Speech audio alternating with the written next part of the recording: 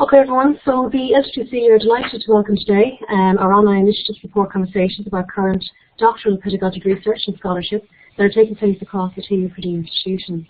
You're all very welcome to the second in the series. These 45-minute webinars are scheduled to allow busy academics like yourselves to drop in online, get a chance to engage with the researcher about their topic. We'd like this to be a shared, informal type forum for those having important conversations amongst academic staff who might be currently undertaking or thinking of starting doctoral research in pedagogic practice. So now I'd like to welcome our presenter for today. This is Nevan Bermingham, and Nevan is in the Hospitality Management and Tourism in Mountjoy Square, and he's based in Mountjoy Square in DIT. I'm getting all confused today, I'm tempted. And Nevan's talk is entitled Evaluating the Effect of a Student-Peer Mentoring Approach for Mature Students Undertaking Computer Programming at Foundation Level. So Nevan is happy for questions or comments from throughout his talk via the chat window or by clicking Raise Hand button in the participants window. And finally, just to say, we're recording the session and the archive will be made available afterwards. So I'm going to hand over to Nevan now for the next 45 minutes or so. Is that okay, Nevan? Okay, Francis, thank you. Just to let you know, can everyone hear me okay? Francis, can you hear me? You might just put up your volume a little bit, Nevan. You're a little bit lower there. Is that better? That's perfect, thanks. Okay, folks, thank you very much for taking the time to come in and have a look at this. I appreciate it's lunchtime. What I'm going to do is go and have a little chat about my PhD in the area I'm interested in researching, and the overall presentation probably won't take any more than maybe 20-25 minutes. As I said, I am aware that most of us will be heading back to class. Before I go into the detail of what I'm doing, I just want to maybe give you an idea of the background I have and what kind of motivated me to do a PhD in the first place. My background primarily is technology. I have a degree in computer science and electronic engineering, which I did in DIT. I'm a DIT graduate back in 1998. I finished in 1998. And for most of my career, I've worked in the mobile sector or in the ICT sector. You can see my background there. And for 14 of the 15 years I've been working in industry, I've been at management positions, and the last few at senior management positions. The last one would be head of head of mobile network engineering in O2. So I have a particular passion for technology, and I have a passion for the mobile phone industry and everything that's kind of come to offer. In 2012, I had the opportunity to do some part-time lecturing, which was a bit of a shock to me from the point of view that I actually, for want of a better term, I got the bug for lecturing. I took a real interest and a real passion for it, so much so I decided to completely change my my career. And as you can see, I started in 2012 on the foundation program here in DIT, and I teach primarily computer science, engineering and IT to mature access international students. I also teach business and management, but primarily my focus this year is around the computer science, and I'm also the academic chair for the International Foundation. As you can see, I'm relatively new to lecturing.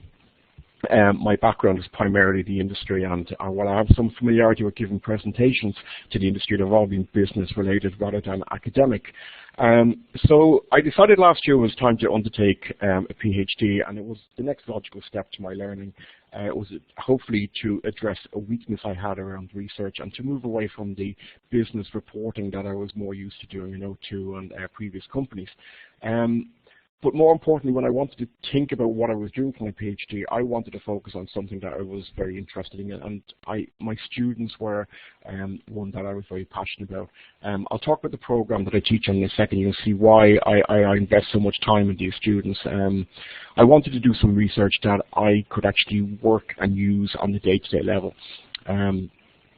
And the program I teach on is the DIT's International and Access Foundation program. And it's a fairly diverse group of people. It is a one-year level 6, minor award level 6 program that looks after arranging for students that come into DIT, mature students or access students, and international that want to go on and do an undergraduate course in DIT. On the international side, they are mostly Arabians. We do have a few Chinese and Brazilians in there this year, and it is growing, but primarily Arabians. The difficulties that they have are primarily around languages and acculturation to third level. They share modules, core modules and optional modules with the Access program. So from a resource point of view, it's delivered pretty much the same way. They have access students comprised of mature students, which are over 23 years, or young adults, which are 17 to 18 to 23 years old. this is where most of our kind of problems in acculturation for the access side comes in. It's usually around limited prior education that they have. I mean, bear in mind that some mature students that we would have on board may not have any leaving cert. In fact, they could have been out of education for 20, 30 years. And when they come into us then, our job is to prepare them for the undergraduate module that they choose to do. But their own prior education could be as low as intercert or even before that. They also have a very low IT skill as well, and we have modules, core modules like academic writing and IT, to boost their ability in these areas. But they pick undergraduate modules, the equivalent undergraduate modules, so for example computer science, business or whatever, that we prepare them for, and they undertake them on our program with the goal that they would do these in their undergraduate, so they would pick business if they've done business in our module. One of the main challenges we have in the schools that are incredibly diverse people. We have different languages. We have 29 different nationalities. We have an age range between 17 and 72. So the diversity is quite a challenge sometimes, is how you provide a program to cover all of these types of people and prepare them for college at the same time. So I began my PhD back in October of last year, so as you can see I'm in the very, very early stages. I've just finished my research question and where I want to look at. I'll be kicking off my literature review, and then I'll be starting my data collection probably towards the end of the next academic year. As you can see, what I'm going to talk about today is pretty much my preliminary work. It's not very in-depth, and what my literary review will hopefully shape the way this research will go on the ground. But what I wanted to talk about is why I wanted to focus on this area, why I wanted to look at peer mentoring, and why it was so important to me. My original idea when I came into the PhD, I wanted to bring technology into the classroom. I do so on the day-to-day level, and I'm very passionate about it. I think technology is a great tool to help other students engage with each other, engage with the lecturer, and engage with the material. And I've tried out a lot of different technologies in the class up to now to varying degrees of success. And what I wanted to do was I wanted to focus my own passion for technology in with the student and see that it have any effect on their engagement. So originally I was looking at relational in-class engagement. Did using mobile tools in the classroom have any improvement on their ability to learn and to engage with each other? The problem I had when I began this one is that I began to encounter more and more problems, more kind of stumbling blocks on the way. So, for example, the foundation program isn't very clearly defined in the literature.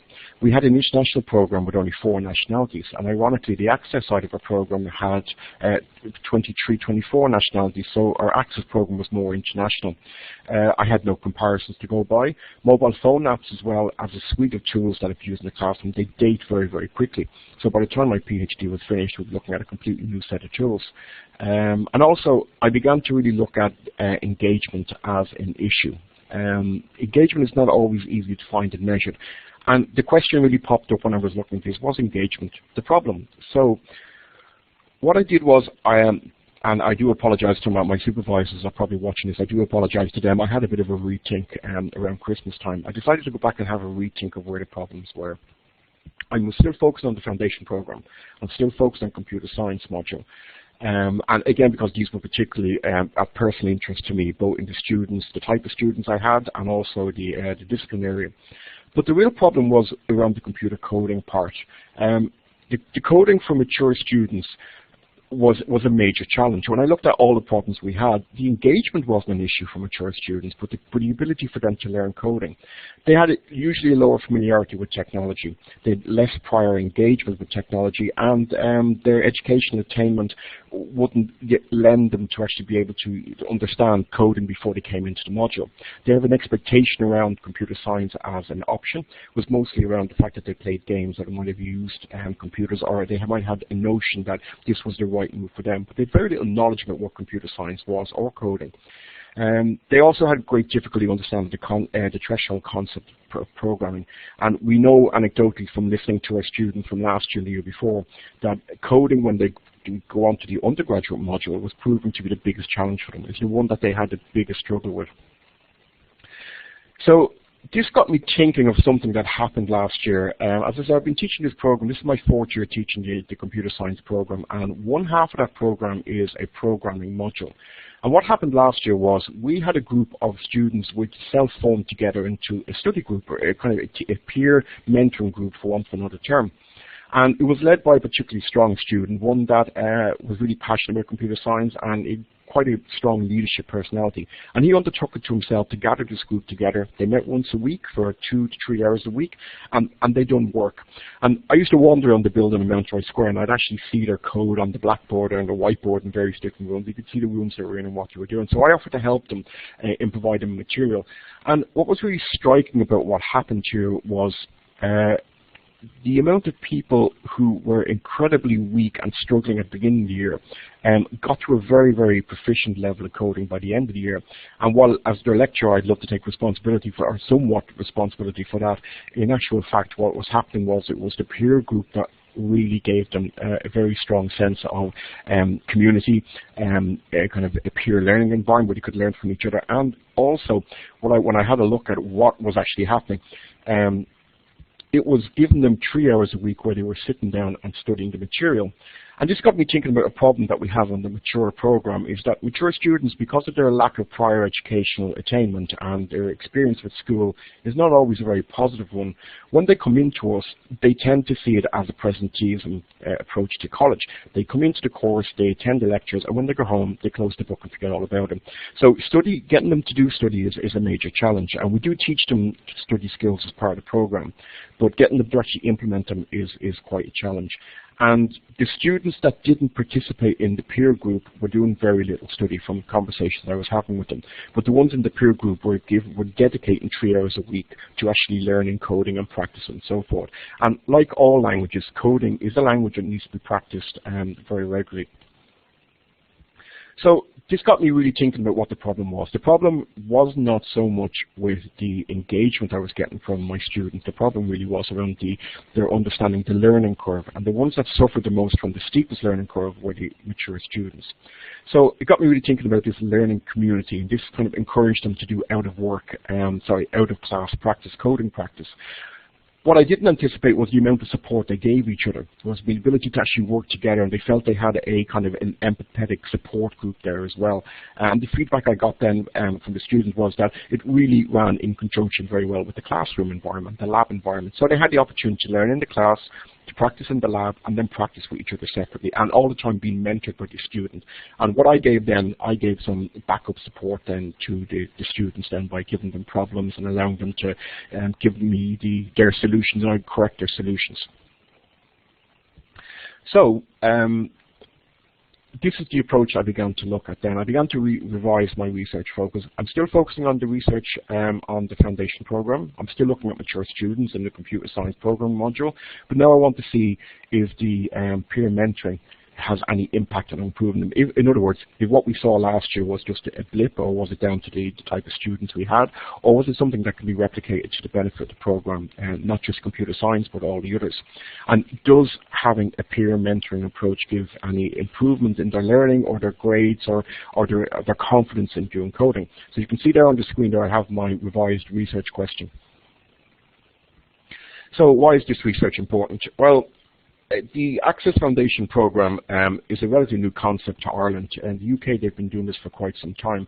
But the goal is to prepare students, mature students that would not have a prior educational background, is to get them ready for college effectively. That's acculturation, preparation, and give them the IT, written skills, math skills, and optional module skills that they might need. Computer science is a high-risk course. We know anecdotally from talking to our students that go on to do computer science next year and the year after that they suffer very heavily in first year, and the one problem they have is with the coding module. Across the board, there's the highest dropout rate of any third-level course, is 27% attrition in the first year, and we feel our own students, while they are being prepared quite well by the foundation program, they are at a higher risk of that attrition kicking in first year. We have a target in DIT for mature students at the moment is around 20%, which is expected to rise to 25% by 2015. So mature students, part of our widening participation strategy, they're going to have a much larger place in our classrooms in the future. As I mentioned already, prior education attainment is heavily linked to their confidence level as well, and also it increases their dropout rates of undergraduate courses. So our job is to shore that up effectively, is to kind of to fill that gap in and to make sure that they have every opportunity to compete at the same level. There's also a lack of research in Ireland around access programs, that they're relatively new in Ireland. Most universities have them at this stage, but to varying degrees. Ours in DIT will be one of the largest, and if not the largest, and also has a very large dedicated amount of staff which focus primarily on the mature student experience. The goal, of course, of our access program, our goal is to get them through not our year, but to get them to pass and graduate with their degree. So the success metric or mechanism that we look at is how many actually graduate at the end of it. So it's not just about passing our foundation level, it's about actually passing, getting through college and passing their first year, second year and third year. So feedback from our own mature students has indicated that they do, even despite the preparation, they can have difficulty in first year. So we want to see if we can improve our program to get them in preparation for that. And also students, mature students in particular, especially older mature students, have problem socializing as well in college. They feel isolated. A lot of the research has shown that they are isolated due to the age gap, and they feel isolated because of their life experience and so forth. So what I'm hoping to do is actually increase the communication between students of the same age groups, of the same mature access bracket. Hopefully this sort of peer learning approach would generate a support group going into next year as well, as most of them would end up in the same course one way or the other. And the output of this study could also be of some importance to other access programs in Ireland. So just a caveat on what we're going to cover now is that I haven't completed all the literature review, but what I have had a look at before now has given me some interesting insights into peer mentoring. So the general field of peer mentoring is that it's a support group which is run in parallel or external to the classroom. It is usually is centrally orientated by the lecturer. It is discipline owned, so it's focused on one discipline, and it tends to be student led. The research said there's 4 key stakeholders in this: the students, the peer leaders, and the peer leaders have an important aspect to play in this, the lecturer as a moderator and a quality assurance person, and then the institution overall. Obviously, the student is the one that we're focusing on for the key benefit here. By having a closed group of people where they can get peer support, learning support, and they can structure their study, it helps to reduce their anxiety, and more importantly, it helps their transition to third level. And the research also shows us that they have we have better retention rates when peer learning is put in place, and hopefully that means improved grades in first year and second year as they go on, and confidence in the discipline area that they have. The social benefits are a key one as well. I mean, as I said, mature students do have a habit of going into first year and being in a class full of 18-year-olds and feeling a little bit isolated. So what's important here is that we give them the support group socially as well, not just around the learning.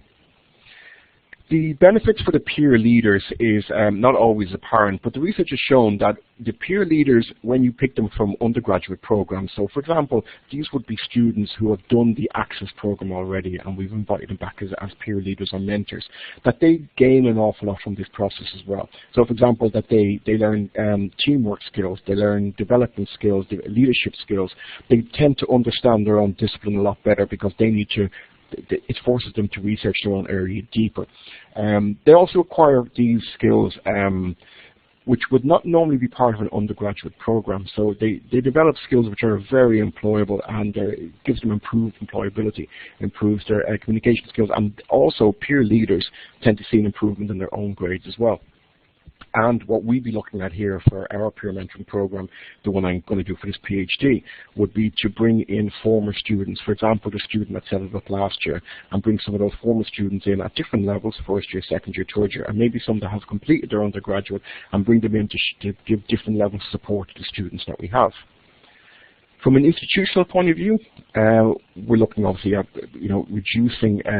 reducing the attrition that we'd have in first year in computer science programs, increasing retention, improving their progress, and also the multi-learn partnerships. As I mentioned, the partnership between student and lecturer, between student and student, and also the wider kind of partnership between our access programs and undergraduate programs and so forth.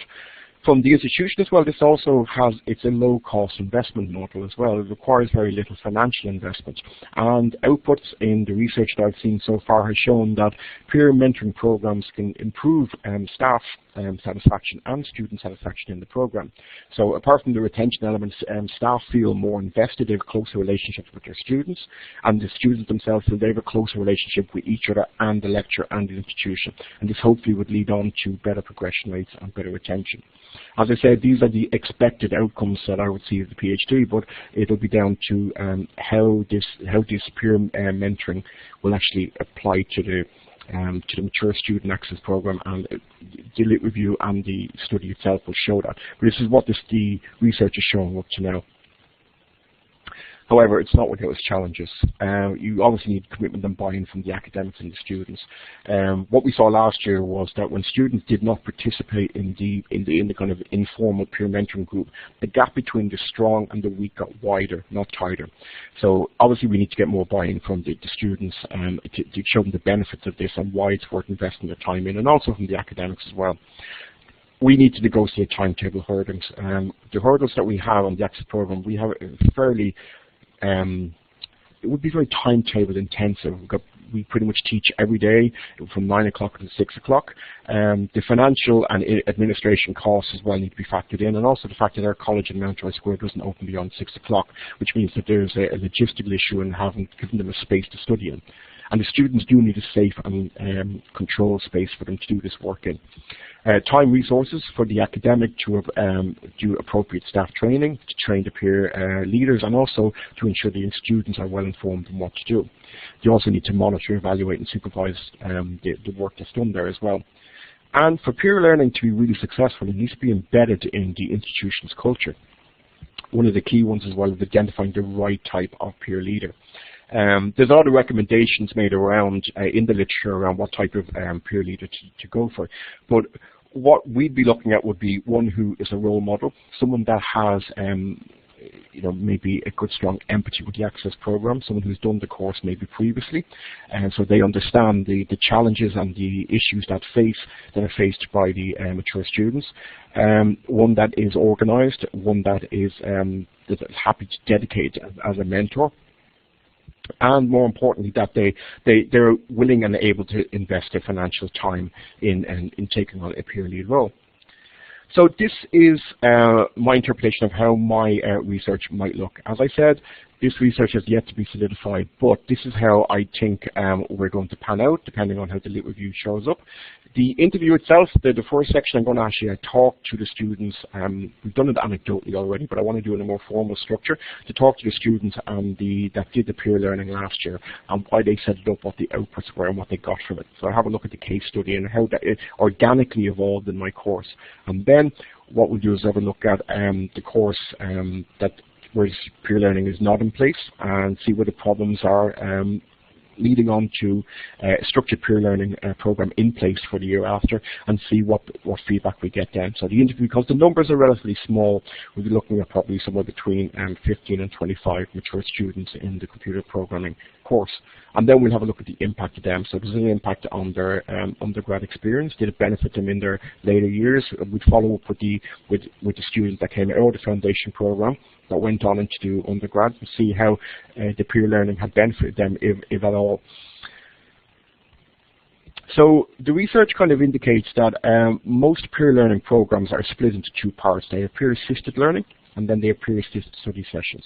Now, peer mentoring programs tend to encompass both of them, but the one that we'll be mostly focusing on in this study will be peer-assisted learning, which is more structured. The peer study sessions are very important, and they're an important add-on, but there is space for students to engage with each other and to share information on a peer level, while the peer-assisted learning would engage more mentoring support.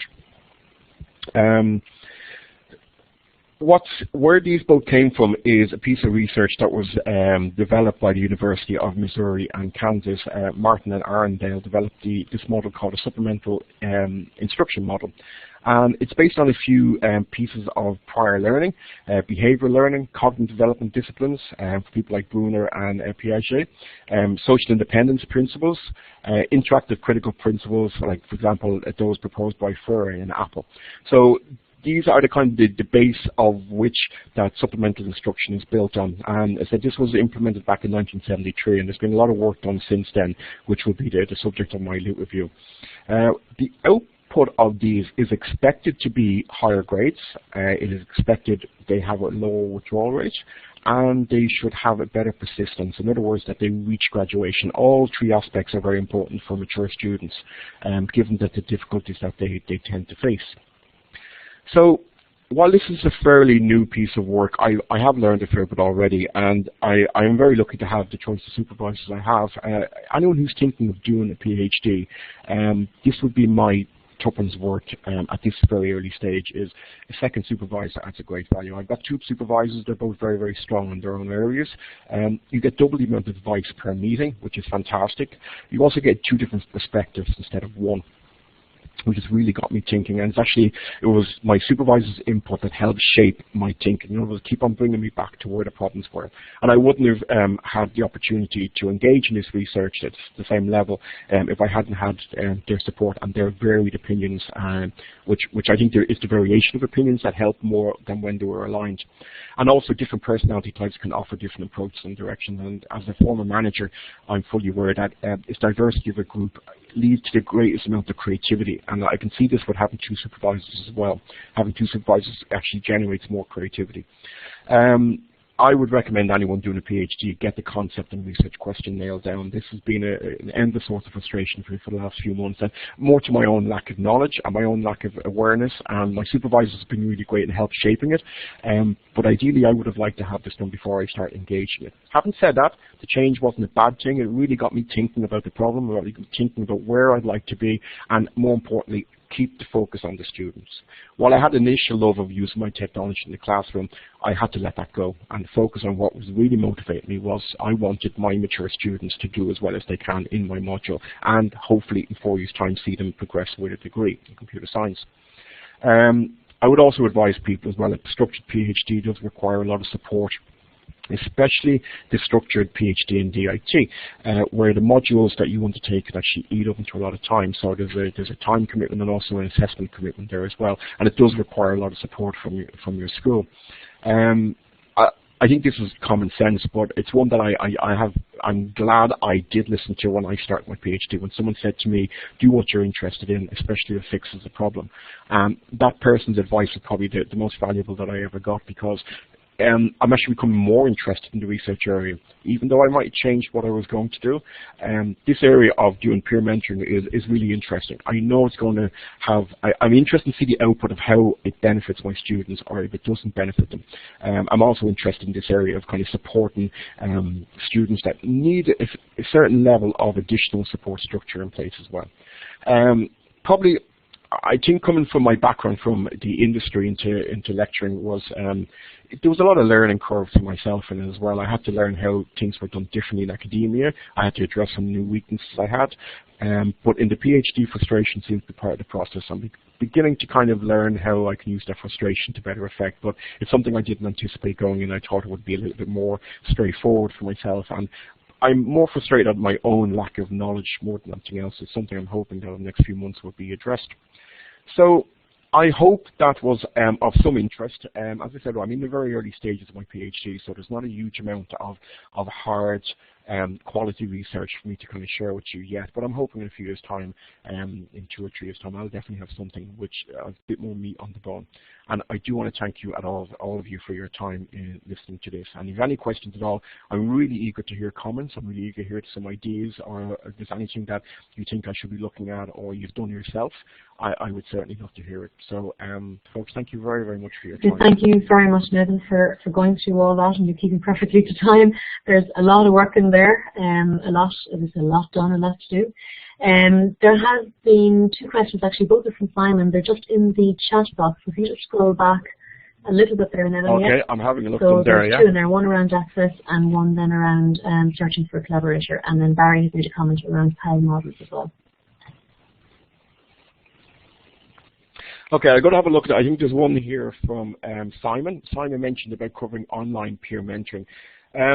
I am going to focus on just in-college peer mentoring, so I'll be structuring it from it. There'll be a place and a time and location for students to attend using the mentors. However, I do think technology has a big part to play in this. I think allowing students to collaborate. We have students from a very wide area as well. They come geographically from not just from Dublin, but from all over Ireland, and they commute as well. So I need to be able to give them the opportunity to collaborate using tools like Bonfire. So I'm not losing my opportunity to use my beloved technology here. I think the technology can enhance it, but I am going to focus on primarily looking at in-college access for students. So the second comment then from Simon, again, if you scroll down about searching for a collaborator. Which one is this one? Sorry, Francis? And come to the end of the chat, at the end of the conversation, the last message that was posted. Okay. Yeah. Oh, I see from Simon again. Actually, I didn't really, to be honest, Simon. I never thought of working on a collaboration with this. I tend to work better on my own, to be honest. Having said that, I am learning the academia.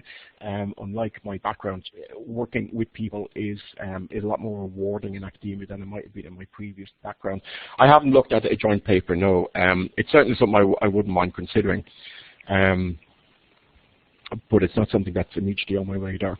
As I said, where my focus is primarily looking at a very unique type of program, the foundation program, and the type of students that we have on there tend to be relatively rare and unique in the third level institutions.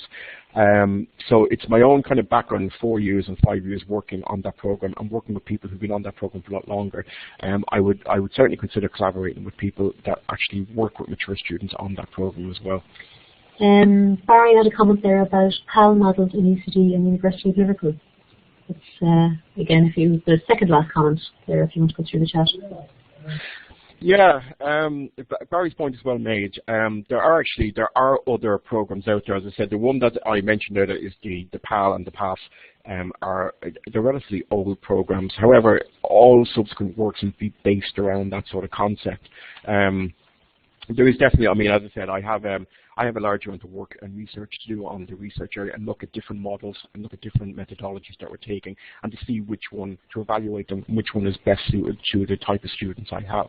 I have seen different peer models, different peer mentoring models tend to be, for maybe later on in the undergraduate, some of them for earlier on, and I need to have a look at these a lot more detailed. There are a lot of separate models out there, but they seem to be all, from what I understand so far, a lot of related ones, but I will take Barry's point on board. I'll have a look at what's been done in UCD and Liverpool as well. I have a question there for you myself, actually. I'm curious, when you are, say, organising, running or facilitating peer mentoring sessions for your mature students, what are you doing with the rest of your students? Are they mixed in with mature student groups or matures in one group? But there obviously has to be peer mentoring sessions for your other students as well. You can't leave them out and not, I suppose, involve them in initiatives that you feel may well have a positive impact on their learning.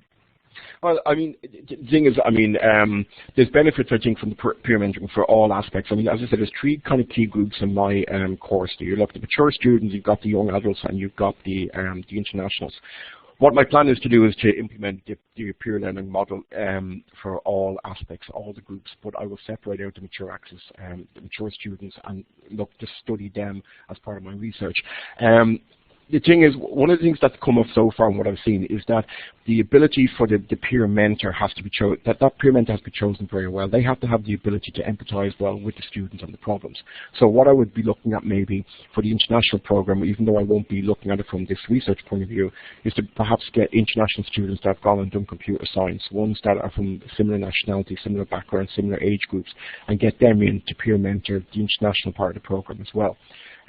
So I think this is something that I certainly don't want any student being left out, and I want to make sure that every student has an opportunity to participate. It'll be an optional participation, of course, but I'll also roll out a similar structure, the same structure, ideally to the international and the young adults as well. I just won't be studying them as part of the PhD.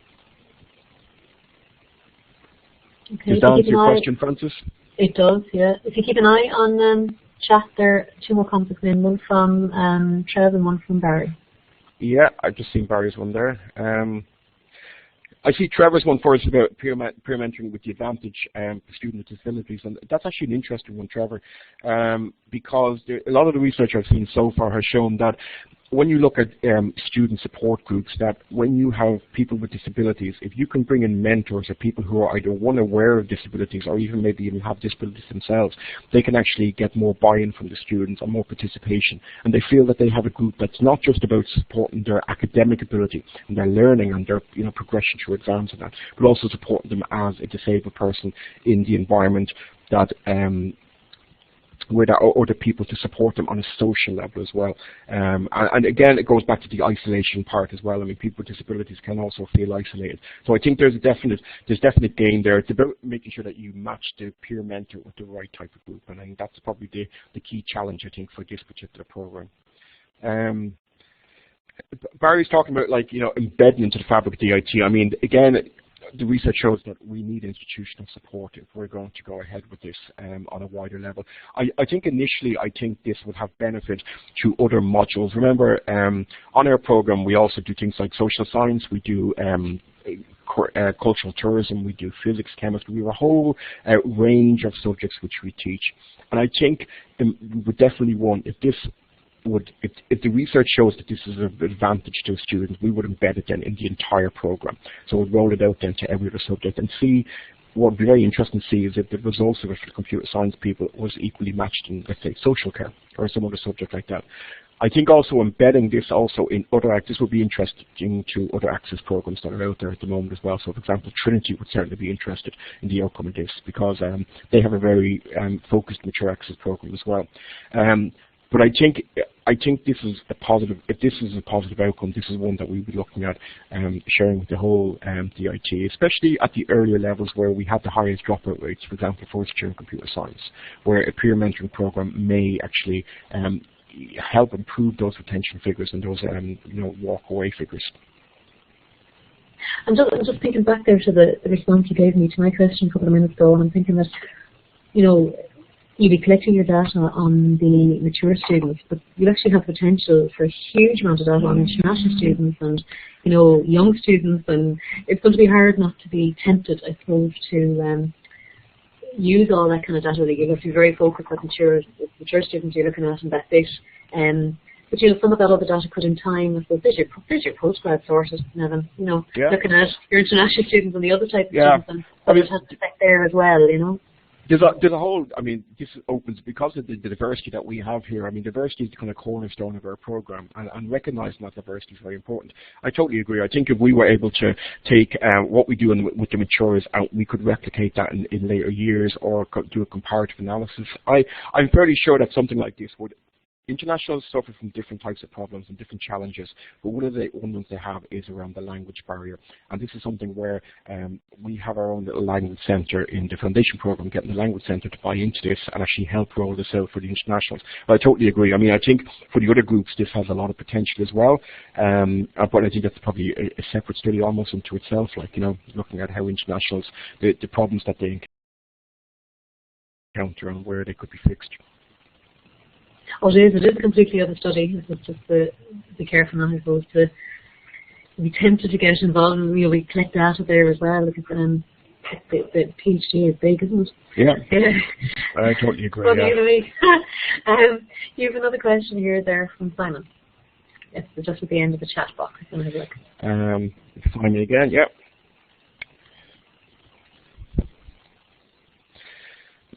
Yeah, it is interesting. I think first of all, what we have at the moment, we take on, this year's our largest intake. We have 130 students coming in, of which about 25 to 30 of them would be young adults. The rest of them would tend to be mature students.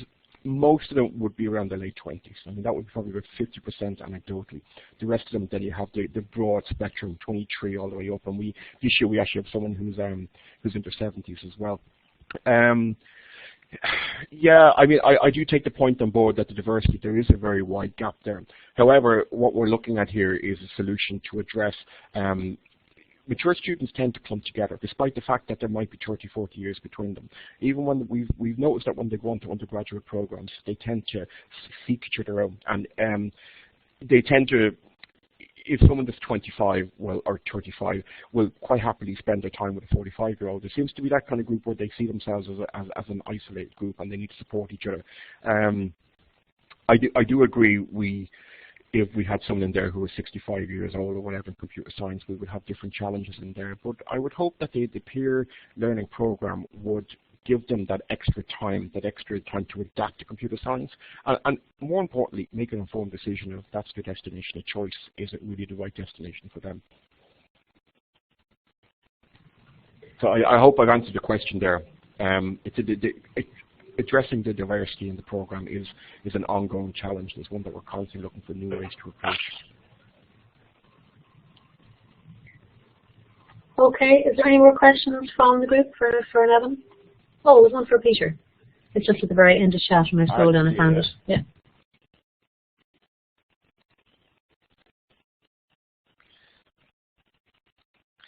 Well, we've actually got a lot of historical data from the point of view of graduation currently. So we know roughly where we stand, or currently where students are going. Having said that, I totally agree that we can't really wait 5 years to wait to see if they graduate. The focus for us will be the first year experience. So, for example, the biggest dropout rate we have, and we know this to be the case among mature students, is when they hit first year. So they complete the foundation level program quite successfully. They score very highly, and they have a lot of confidence in themselves. They go into undergraduate computer science, they take on programming, mathematics, statistics, and so forth. And what we find then is that we tend to have a dropout usually around a panic, effectively, around January, February. So from the point of view of this program, and where we can realistically measure on this PhD from the way our program feeds into undergraduate, it would probably be looking at the first year experience, while we won't be really looking at graduation. Having said that, it's something we keep our eye on all the time, because we are now seeing, because of the length this program has been running for, we now see people. We have 2 years now of students who have actually graduated from the previous programs who are now hitting graduation, if you know what I mean. So the program started 6 years ago. So we've got our first cohort last year and our second cohort this year who will actually be passing for the first time. There is really interesting piece of work to be done there about how the foundation program helped them or didn't help them, or how it shaped their thinking, how it shaped their progression, how it shaped their willingness to engage with the undergrad program. But we won't be looking at that as part of the PhD. The timelines will be too long. So I hope that answers your question. But it's a good point to make. It's one that we keep our eye on.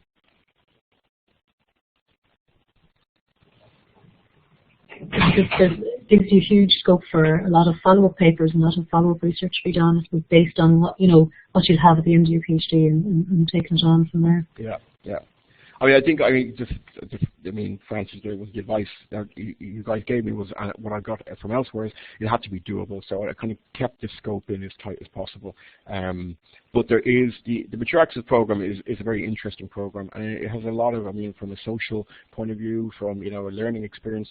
There's a lot of good stuff there you could look at, and especially as Peter mentioned around who gets to graduation and why do they get there. Okay, with that, we're just coming up to 2:45, so if there's no other questions, you can use the mic as well if you wish, rather than typing in the chat box. Okay, there's a couple of comments coming in there in chat. I can see people are typing. Hi, Francis. I think, is that it then? I think so, yeah. I just actually, incident before anyone goes, I'll make sure that the LCC here have my presentation. If you want to get a chance to look at it, by all means, and my email address is nevan.bermingham@dit.ie. Feel free to contact me. I'm always eager to hear from other people, especially if they're interested in this area as well. The session is being recorded, so in a minute now I'll hit to end the recording, and that will be made available in Leisure Space and off our website over the coming days, so that copy will be there as well. I'm just going to end the recording there now.